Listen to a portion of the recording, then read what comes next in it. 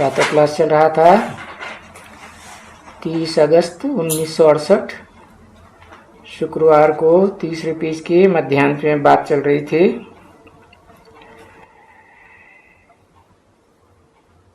कि इस पुरानी दुनिया में तो देखो कितनी गंदगी भरी हुई है, गंदी बातें, और नई दुनिया में तो ये बातें कभी ध्यान में भी नहीं होती। तो ये ऐसा बना बनाया ड्रामा है। कहते हो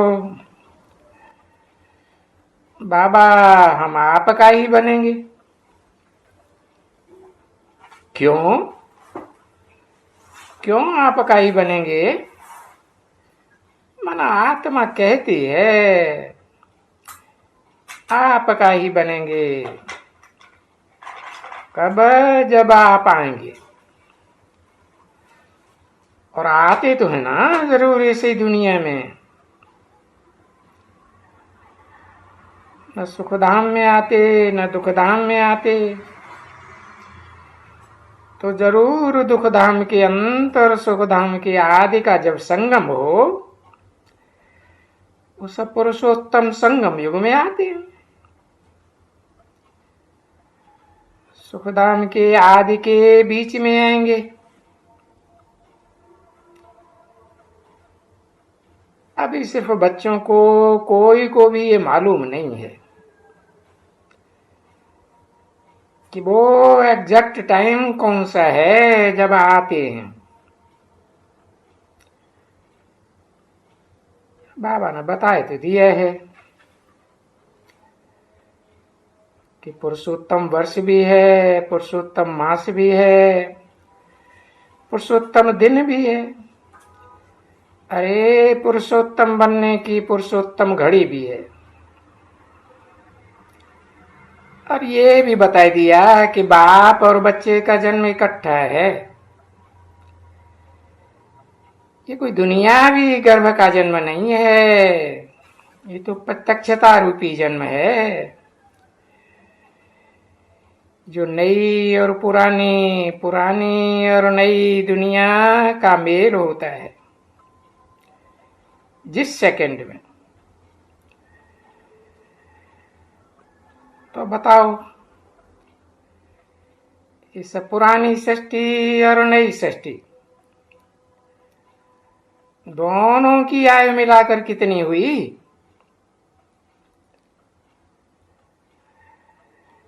ये तो हम अपने अपने घरों की भी आयु जानते हैं।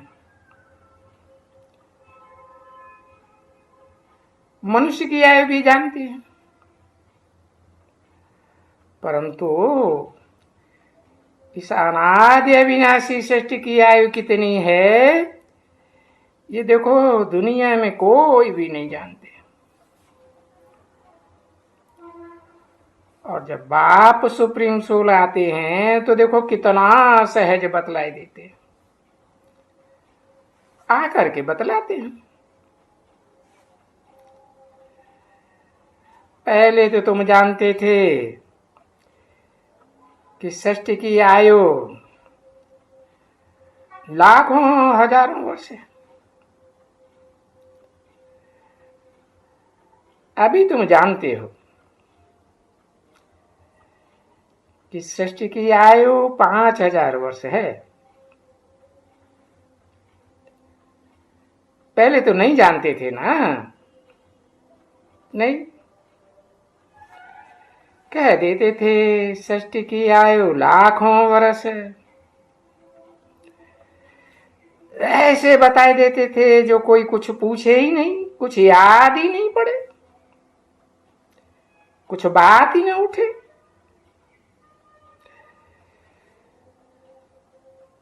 तो ये हेवनली गॉड फादर बाप ने आकर के सहज सहज समझाया ना अभी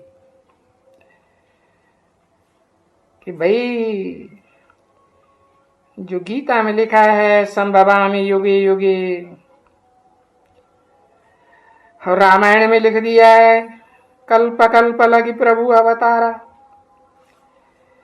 ये बात तो क्लियर नहीं हुई ना। अभी बाप बताते हैं कि भले शास्त्रों में लिखा हुआ तो है कि युग की आयु 1250 वर्ष होती है, और एक एक युग 1250 वर्ष का होता ही है। इसीलिए ये स्वास्थ्यिका बनी हुई है, यादगार, जिसके 4 भाग बराबर बराबर दिखाए हुए हैं ना। तो ये जो स्वास्थ्यिका है, देखो, तो सब आकर के देखो, इसमें जरा भी अंतर नहीं है 4 युगों में, कम ज्यादा तो है ही नहीं। सब युगों में पूरा हिसाब चौथा होता है ना।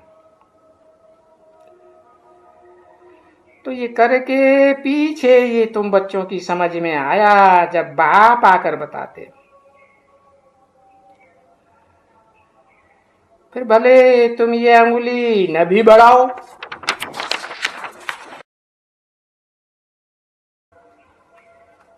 पर सिर्फ जैसे वो होता है ना,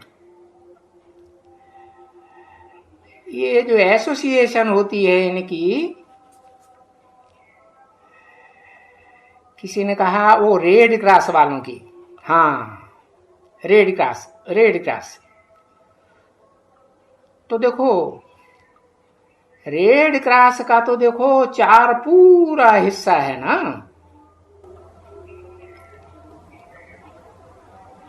30 अगस्त 1968 की प्रातः क्लास का चौथा पेज, तीसरी लाइन। तो ये भी सिर्फ ये जो अंगुली वंगुली लगाई है, ये भी तुमको समझाने के लिए है कि बच्ची पूरा 4 हिस्सा, और विवेक भी कहते हैं कि हर चीज का 4 हिस्सा पूरा करेंगे। दुनिया की कोई ऐसी चीज नहीं है जो 4 अवस्थाओं से पसार न होती हो। जैसे बताया ना, सतयुग है सत्व प्रधान, त्रेता है सतो सामान्य, किशोरावस्था, और द्वापर है रजो प्रधान। रजोगुण शुरू हो जाता है ना, है? रजो धर्म को तो जानते हैं ना। तुम बच्चे कभी जगन्नाथ में भी गए होगे? तुम्हारे में से कोई होंगे जो पुरी में गए? तो देखो, वहां भी चावलों का हंडा चढ़ाते है, तो वो भी पूरा 4 हिस्सा आपे ही हो जाते, समझे ना। तो ऐसी युक्ति रखी हुई है समझाने के लिए कि तुम बच्चे आत्मा रूपी चावल हो ना, जिनका देह अभिमान का छिलका उतर जाता है। तो ऐसे चावलों को योग अग्नि पर रखो, ज्ञान अग्नि पर रखो,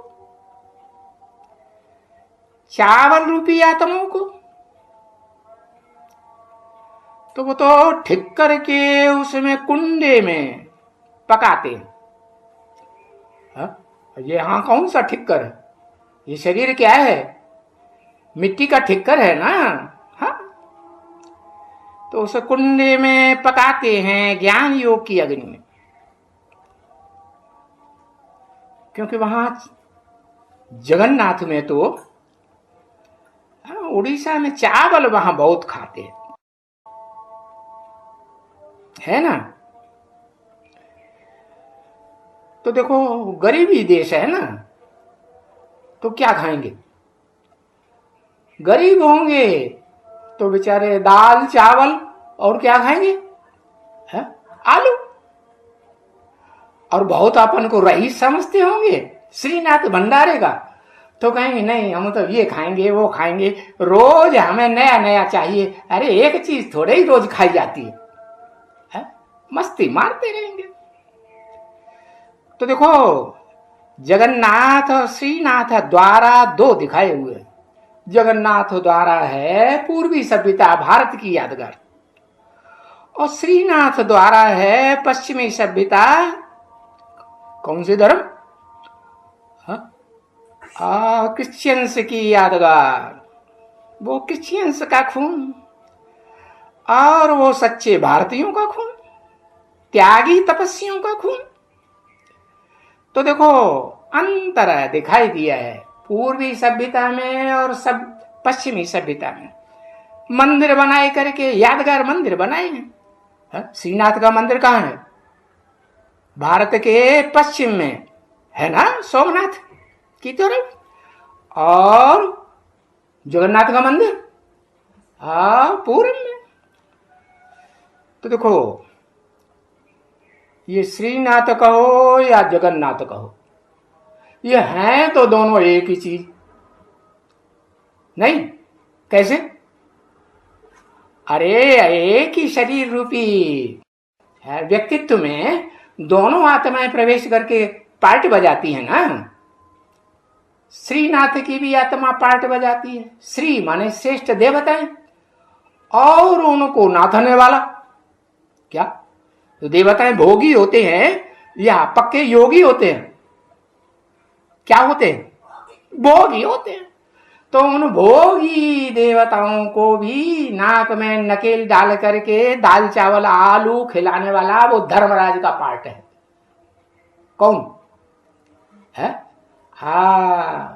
जैसे वो विदेशी लोग हैं ना, मुस्लिम क्रिश्चियन वगैरह, वो कहते हैं जब्राइल, बहुत जबरदस्त आयल है। आयल माने ऊर्जा, ताकत, जबरदस्ती कंट्रोल कर लेता है। तो ये यादगार दिखाई है कि जगन्नाथ अलग दिखाते हैं, श्रीनाथ अलग दिखाते हैं। अब व्यक्तित्व तो एक ही है जिसमें ये दोनों पार्ट चल रहे हैं। तो उसे जगन्नाथ कहो या श्रीनाथ कहो, बात तो एक ही है। तो हैं ये दोनों क्या दो व्यक्तित्व हैं या दो आत्माएं हैं? व्यक्तित्व तो एक ही है, लेकिन आत्माएं उसमें भोगी आत्माएं दो काम करती हैं। एक तो ऐसी है जो ज्ञान योग में रमण ऐसी गहराई तक करती है कि भोगी से क्या बन जाती है? पक्का योगी बन जाती है। और दूसरा श्रीनाथ, रगड़ रगड़ के, नाक रगड़ रगड़ के जल्दी से बनते हैं या अंत में जाके बनते हैं? अंत में जाकर बनते हैं। जगन्नाथ जैसे त्यागी तपस्वी। तो बताया कि दोनों आत्माएं हैं तो एक ही शरीर रूपी व्यक्तित्व में। उन्हें जगन्नाथ कहो या श्रीनाथ कहो, काम के आधार पर नाम डाले हुए हैं शास्त्रों में। एक ही शरीर के द्वारा दोनों काम बजाते हैं, दोनों पार्ट बजाते हैं। तो हैं दोनों, और हैं दोनों बड़े बड़े काले ही। क्या? श्रीनाथ भी मुंह काला दिखाई दिया है मंदिर में यादगार में, और जगन्नाथ को भी एकदम काला भूत, बड़ी बड़ी लाल लाल आंखों वाला। तो जैसे श्रीनाथ की मूर्त काली, वैसे जगन्नाथ की मूर्त काली। काली माने तमो प्रधान, और गोरी माने सतो प्रधान। अभी उनके पास तो बस घी के भंडारे हैं। किन के पास? श्रीनाथ भंडारे में। और माल बेच बेच के खाते हैं। क्या? मुफ्त में किसी को कुछ नहीं देंगे। और दक्षिण भारत है ना, और विदेशियों की यादगार है ना। दक्षिण भारत को क्या कहेंगे? भारत का विदेश कहेंगे। वहां जाओ कि देखो एक भी धर्मशाला नहीं मिलेगी। और नॉर्थ इंडियन, हाँ, त्यागी तपस्वी हैं, दूसरों की सुविधा के लिए कुछ भी करते हैं। तो देखो ये अंतर है। हाँ, तो श्रीनाथ के यादगार मंदिर में तो घी के भंडारे है ना, घी का कुआं है, उसमें असली घी ला करके लोग डालते रहते हैं। घी का मतलब क्या है? ऐसी ऐसी पवित्र आत्माएं हैं ना, जो जन्म जन्मांतर पवित्रता का पार्ट बजाती रही हैं, विजय माला की माला बन के रही है ना संगठन की। तो ऐसी आत्माएं आकर के वहां सरेंडर हो जाती हैं, कुएं में गिरती हैं। उनकी यादगार दिखाया है कि घी उड़ेलते रहते हैं। तो ये बच्चा जरूर गए होंगे श्रीनाथ के द्वारे में। हाँ, कौन सा बच्चा? हाँ, कौन से बच्चे की तरफ इशारा किया? ये बच्चा माना ब्रह्मा की आत्मा, दादा लेखराज की आत्मा। ये बच्चा जरूर श्रीनाथ के दरबार में गए होंगे कि कितना सब घी की तली हुई चीजें है, मिष्ठान कितने वहां भोग लगते हैं। है कहां की यादगार? है कहां की यादगार? हाँ, अभी ब्रह्मा कुमारियों में जाके देखो कैसा बढ़िया बढ़िया भोग लगाए जाते हैं। अब बाप क्या कहते हैं? जहां अच्छे अच्छे मिष्ठान मिलते हैं, अच्छे अच्छे भोग मिलते हैं, वहां मैं जाता ही नहीं है। और जहां के गांव वालों को पेट भर रोटी भी नहीं मिलती, मैं वहां आकर के उनको कितने प्यार से बैठ उठाता हूं। तो देखो श्रीनाथ भंडारे वहां चावल बावल आलू आलू का भोग नहीं लगाया जाता, नहीं। वहां तो बाहर में दुकानें लगी रहती हैं मिष्ठान की, भोग की है, उनमें बेचा जाता है। तिजारती बहुत है। क्या तिजारती माने? व्यापारी है। पैसा दो तो भोग लगाओ, भगवान का भोग खाओ। और तुम्हारे पास पैसा नहीं है तो टनटनाते घर चले जाओ। हा? तो देखो इतना मिष्ठान बनाते हैं और वहां यात्रु इतने जाते हैं, इतने ज्यादा जाते हैं। थोड़ा विचार तो करो कि जब मेला मलाखड़ा लगता है तो कितना भोग चढ़ता होगा। क्या मेले मलाखड़े लगते हैं ना, तो दुकानदार सब लेते होंगे और जितने भी यात्रु आते होंगे वो उनसे ही वो दुकानदारों से लेते हैं, क्योंकि हिस्सा होता है उन ब्राह्मणों का है कि भाई ऐसे के हिस्से में इतनी बड़ी दुकान, ऐसे के हिस्से में छोटी।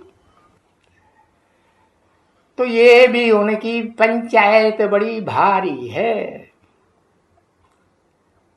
उनकी बिरादरी होती है, बहुत बड़ी बिरादरी है। क्या भक्ति मार्ग में कितने तरह के ब्राह्मण दिखाए हैं? 9 कुरियों के ब्राह्मण दिखाए हैं। उनमें से पहली 2 कुरी के तो प्रवृत्ति मार्ग के पक्के हैं। श्रीनाथ जगन्नाथ दोनों मिलकर के एक हो जाते, और उनके जो फॉलोअर्स है ना, वो नीची कोटि के ब्राह्मण बनते हैं। उनकी बहुत भारी बड़ी बिरादरी। तो वहां श्रीनाथ भंडारे में जाओ तो वहां चावल तो मिलेगा ही नहीं। क्या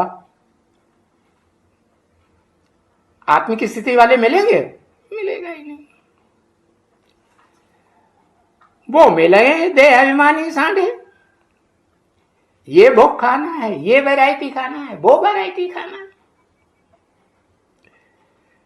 ये मिष्ठान वो मिष्ठान। हाँ, बड़ी वहां जाओ,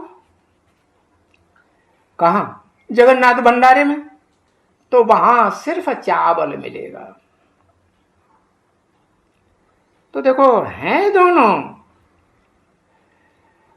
वो जगन्नाथ कहे जाते हैं, जगन्नाथ की यादगार, और वो श्रीनाथ का मंदिर यादगार।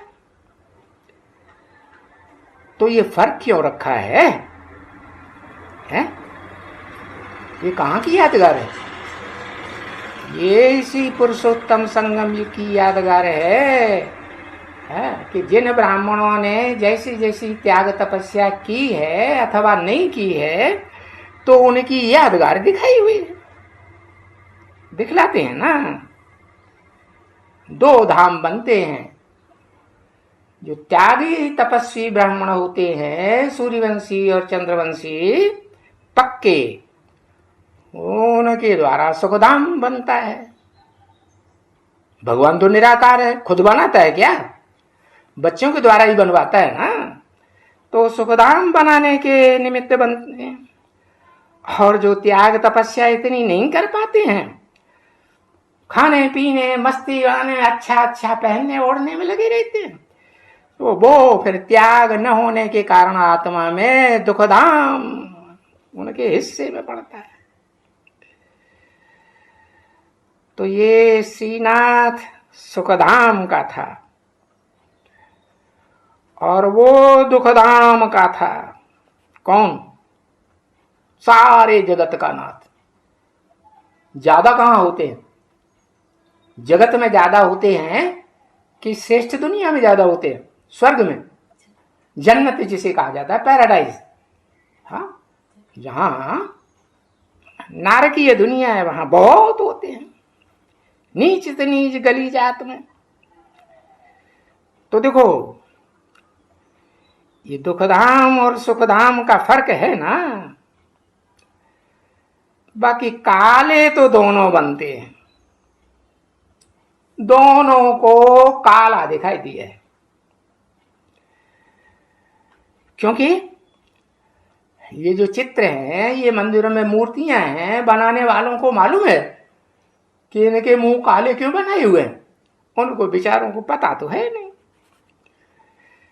तो देखो, चाहे श्रीनाथ हो, चाहे जगन्नाथ हो, चाहे उनके फॉलोअर्स हो श्रीनाथ के या जगन्नाथ के, सभी काले बन गए।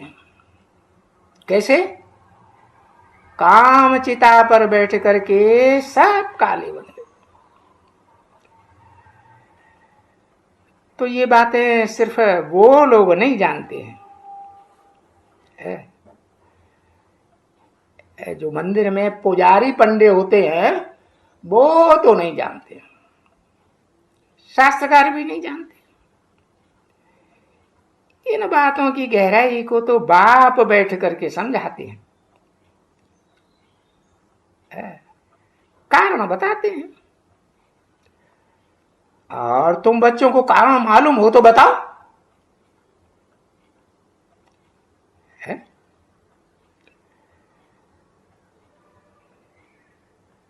क्यों उनको चावल खिलाते हैं, जगन्नाथ को और उनके फॉलोअर्स को? क्यों गरीब बना दिया है उड़ीसा वालों को?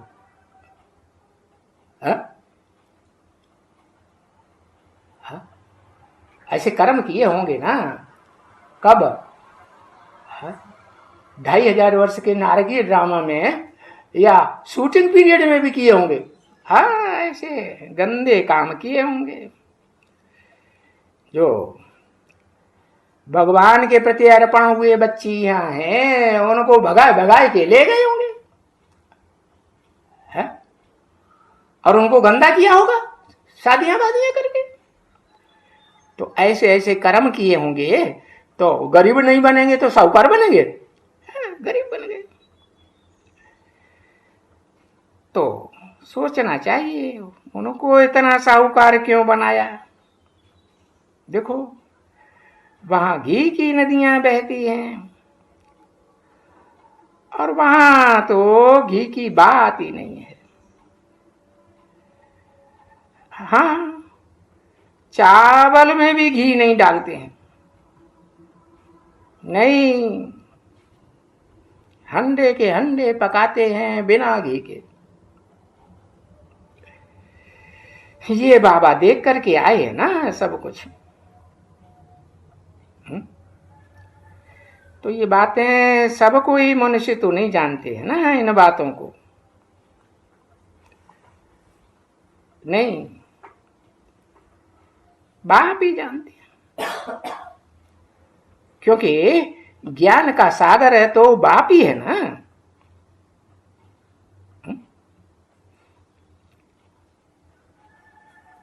जो बेहद के बाप हैं वो ज्ञान के सागर हैं। एक है सूक्ष्म ज्ञान सागर, जैसे सूक्ष्म ज्ञान सूर्य, और एक है स्थूल सागर। तो बाप तो दोनों को कहा जाता है, दोनों बेहद के, है ना बच्ची। तो वो सभी फिर कहेंगे ना कि ये तो अज्ञान है, इसको भक्ति कहा जाता है। अज्ञान में, अज्ञान के अंधेरे में धक्का खाते हैं। अंधेरा होता ही है धक्का खाने के लिए, भटकते रहते हैं अंधेरे में, मिलता कुछ भी नहीं। तो भला बताओ किसको मिलता है? ये जो देहधारी गुरु लोग हैं, इब्राहिम, बुद्ध, क्राइस्ट आते हैं, इनको मिलता है? अरे उनकी तो आमदनी होती है, और वो धंधा थोड़े ही करते हैं जो बाप ने आकर के असली धंधा सिखाया है। जो बाप कहते हैं सब धंधों में है नुकसान, देह के धंधों में सिवाय एक ईश्वरी धंधे के। तो वो देहधारी धर्मगुरु वो धंधा तो करते ही नहीं है बच्चे। तो वो धंधे न करते हैं, जो ईश्वरीय धंधा है, तो फिर वो खाएंगे कहां से? अच्छा धंधा करेंगे, ऊंचे तो ऊंचे, ईश्वरीय धंधा तो अच्छा खाएंगे है पैराडाइज में। तो फिर वो गुरु लोग बन करके, अनेक प्रकार के गुरु बन करके, फिर उनको कुछ थोड़ा बहुत मिल जाता है।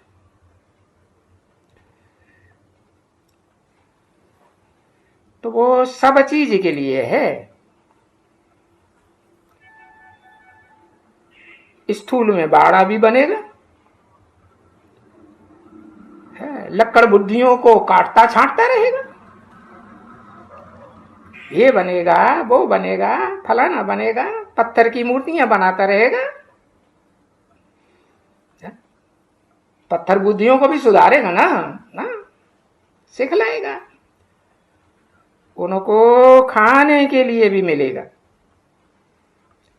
ऐसे नहीं कि उनको नहीं मिलेगा।